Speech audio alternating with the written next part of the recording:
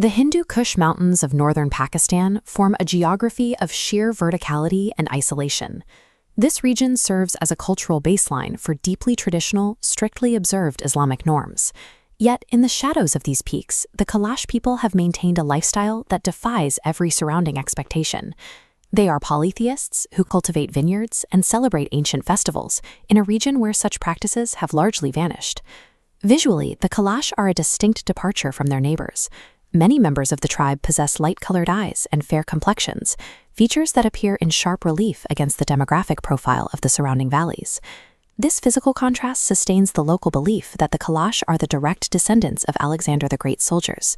Legend suggests these troops settled here in 320 BC, leaving behind a genetic signature that has persisted through centuries of mountain seclusion. This leads to a difficult question. How did this specific pocket of animism and individual autonomy survive completely undisturbed while the rest of the world transformed around it? Life in these villages is governed by unique social codes, particularly regarding the practice of alling, or marriage by elopement. In Kalash culture, a couple can initiate a union without the prior involvement or approval of their families. They prioritize personal connection and mutual choice over the arranged marriage models prevalent in the wider region. This agency continues after marriage. Kalash women are culturally permitted to pursue new romantic interests openly, even if they are already wed. During the annual Joy Festival, this social fluidity becomes visible.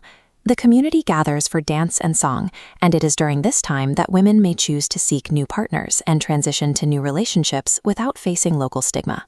To prevent community friction, the new partner is expected to pay a debt to the former husband, usually in the form of livestock.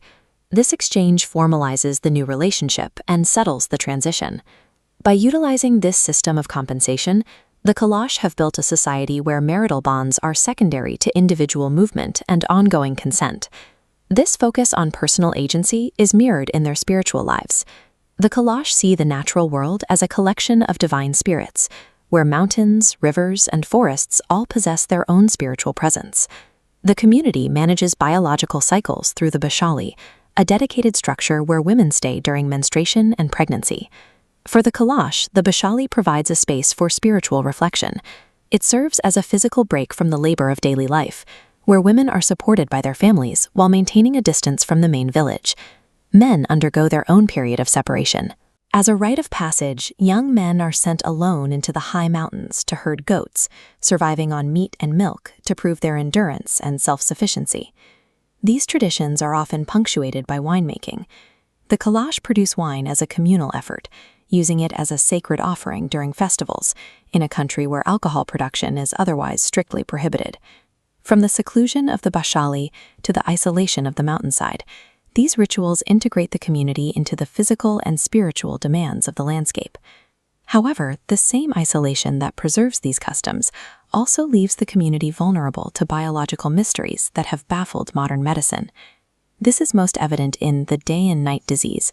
It primarily affects children, who appear energetic and healthy as long as the sun is in the sky.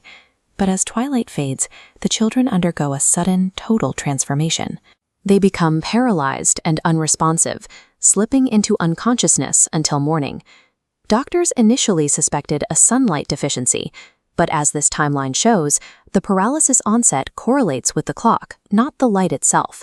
Even in total darkness during the day, the children remain mobile, only to shut down completely when evening arrives. The cause of this condition remains undiagnosed. It is a biological puzzle that persists within the confines of these specific mountain corridors.